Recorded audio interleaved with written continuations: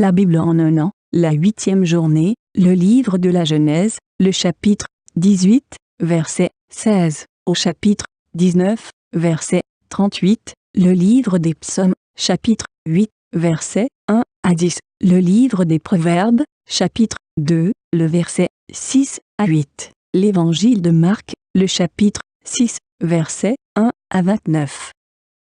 Genèse, chapitre 18. Ces hommes se levèrent pour partir et ils regardèrent du côté de Sodome. Abraham alla avec eux pour les accompagner. Alors l'Éternel dit, « Cacherai-je à Abraham ce que je vais faire ? Abraham deviendra certainement une nation grande et puissante, et en lui seront bénies toutes les nations de la terre.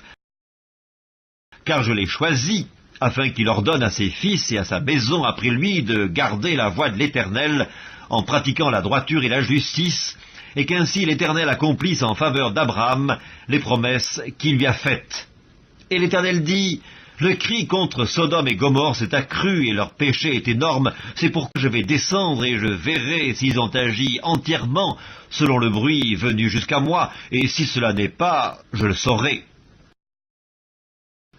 Les hommes s'éloignèrent et allèrent vers Sodome. Mais Abraham se tint encore en présence de l'Éternel. Abraham s'approcha et dit, « Feras-tu aussi périr le juste avec le méchant ? Peut-être y a-t-il 50 justes au milieu de la ville, les feras-tu périr aussi, et ne pardonneras-tu pas à la ville à cause des 50 justes qui sont au milieu d'elle ? Faire mourir le juste avec le méchant, en sorte qu'il en soit du juste comme du méchant, loin de toi cette manière d'agir, loin de toi. Celui qui juge toute la terre, n'exercera-t-il pas la justice ? Et l'Éternel dit, « Si je trouve dans Sodome 50 justes au milieu de la ville, je pardonnerai à toute la ville à cause d'eux. » Abraham reprit et dit, « Voici, j'ai osé parler au Seigneur, moi qui ne suis que poudre et cendre. Peut-être des 50 justes en manquera-t-il 5 pour 5. Détruiras-tu toute la ville ? » Et l'Éternel dit, « Je ne la détruirai point s'il y trouve 45 justes. » Abraham continua de lui parler et dit, « Peut-être s'y trouvera-t-il 40 justes. » Et l'Éternel dit, « Je ne ferai rien à cause de 40. » Abraham dit, « Que le Seigneur ne s'irrite point et je parlerai. Peut-être s'y trouvera-t-il 30 justes. » Et l'Éternel dit, « Je ne ferai rien s'il y trouve 30 justes. » Abraham dit, « Voici, j'ai osé parler au Seigneur. Peut-être s'y trouvera-t-il 20 justes. » Et l'Éternel dit, « Je ne la détruirai point à cause de ces 20. » Abraham dit, « Que le Seigneur ne s'irrite point, et je ne parlerai plus que cette fois. Peut-être s'y trouvera-t-il 10 justes. » Et l'Éternel dit, « Je ne la détruirai point à cause de ces 10 justes. » L'Éternel s'en alla lorsqu'il eut achevé de parler à Abraham, et Abraham retourna dans sa demeure. Genèse chapitre 19. Les deux anges arrivèrent à Sodome sur le soir, et Lot était assis à la porte de Sodome. Quand Lot les vit, il se leva pour aller au-devant d'eux, et se prosterna la face contre terre. Puis il dit, « Voici, mes seigneurs, entrez, je vous prie, dans la maison de votre serviteur, et passez-y la nuit. Lavez-vous les pieds, vous vous lèverez de bon matin, et vous poursuivrez votre route. » « Non, répondirent-ils, nous passerons la nuit dans la rue. »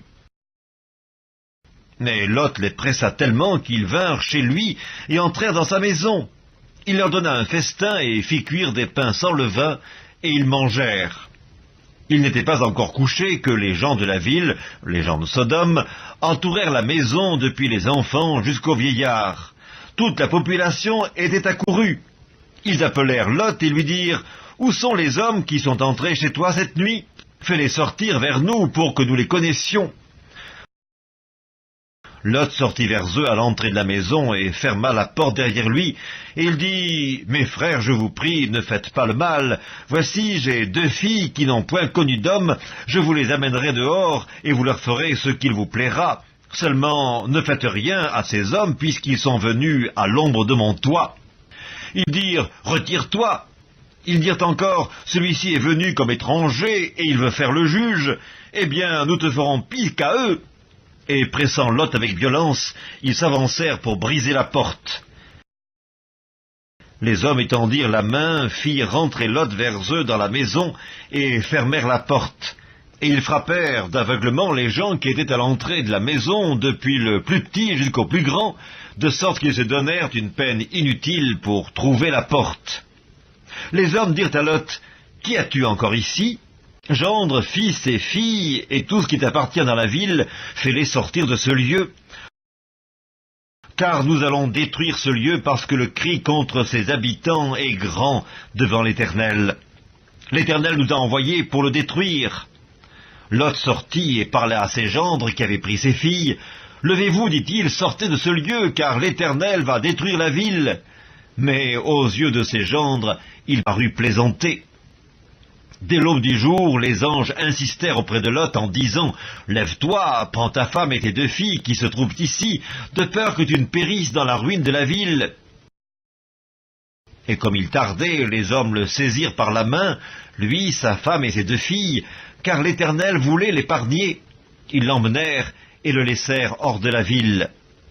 Après les avoir fait sortir, l'un d'eux dit « Sauve-toi pour ta vie, ne regarde pas derrière toi, et ne t'arrête pas dans toute la plaine, sauve-toi vers la montagne, de peur que tu ne périsses. » Lot leur dit « Oh non, Seigneur, voici, j'ai trouvé grâce à tes yeux, et tu as montré la grandeur de ta miséricorde à mon égard en me conservant la vie, mais je ne puis me sauver à la montagne avant que le désastre m'atteigne et je périrai. Voici, cette ville est assez proche pour que je m'y réfugie, et elle est petite. Oh, que je puisse m'y sauver!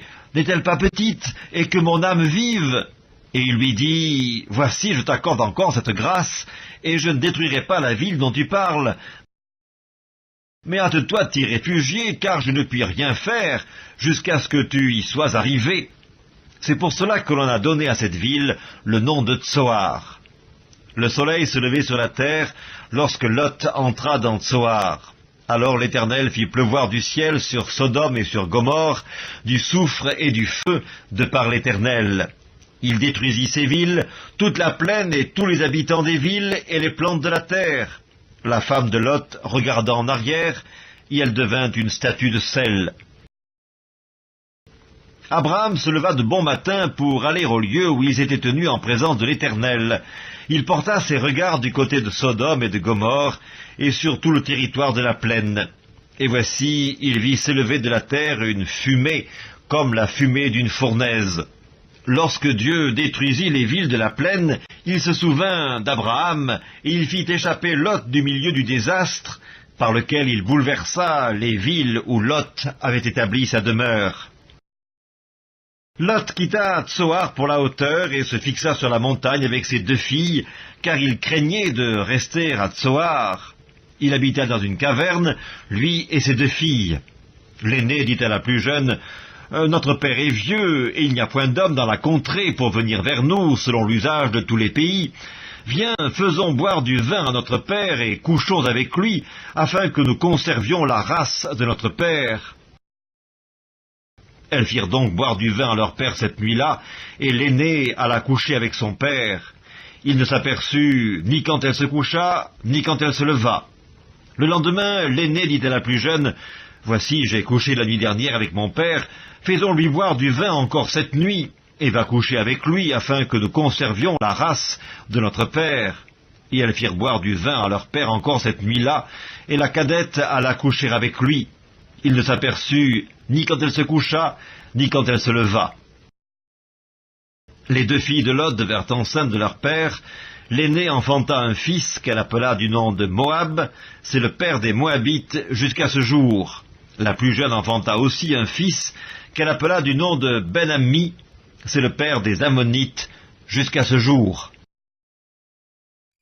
Psaume 8, au chef des chantres, sur la Gittite, psaume de David. Éternel, notre Seigneur, que ton nom est magnifique sur toute la terre. Ta majesté s'élève au-dessus des cieux. Par la bouche des enfants et de ceux qui sont à la mamelle, tu as fondé ta gloire pour confondre tes adversaires, pour imposer silence à l'ennemi et au vindicatif. Quand je contemple les cieux, ouvrage de tes mains, la lune et les étoiles que tu as créées, qu'est-ce que l'homme pour que tu te souviennes de lui, et le Fils de l'homme pour que tu prennes garde à lui? Tu l'as fait de peu inférieur à Dieu, et tu l'as couronné de gloire et de magnificence. Tu lui as donné la domination sur les œuvres de tes mains. Tu as tout mis sous ses pieds, les brebis comme les bœufs, et les animaux des champs, les oiseaux du ciel et les poissons de la mer, tout ce qui parcourt les sentiers des mers. Éternel notre Seigneur, que ton nom est magnifique sur toute la terre. Livre des Proverbes, chapitre 2. Car l'Éternel donne la sagesse. De sa bouche sortent la connaissance et l'intelligence. Il tient en réserve le salut pour les hommes droits, un bouclier pour ceux qui marchent dans l'intégrité, en protégeant les sentiers de la justice et en gardant la voie de ses fidèles. Marc, chapitre 6. Jésus partit de là et se rendit dans sa patrie. Ses disciples le suivirent. Quand le Shabbat fut venu, il se mit à enseigner dans la synagogue. Beaucoup de gens qui l'entendirent étaient étonnés et disaient « D'où lui viennent ces choses ? Quelle est cette sagesse qui lui a été donnée ? Et comment de tels miracles se font-ils par ses mains ? N'est-ce pas le charpentier, le fils de Marie, le frère de Jacques, de José, de Jude et de Simon ? Et ses sœurs ne sont-elles pas ici parmi nous ?» Et il était pour eux une occasion de chute. Mais Jésus leur dit, « Un prophète n'est méprisé que dans sa patrie, parmi ses parents et dans sa maison. Il ne put faire là aucun miracle, si ce n'est qu'il imposa les mains à quelques malades et les guérit. » Et ils s'étonnaient de leur incrédulité. Jésus parcourait les villages d'alentour en enseignant. Alors il appela les 12 et il commença à les envoyer 2 à 2 en leur donnant pouvoir sur les esprits impurs. Il leur prescrivit de ne rien prendre pour le voyage, si ce n'est un bâton, de n'avoir ni pain, ni sac, ni monnaie dans la ceinture, de chausser des sandales et de ne pas revêtir de tunique.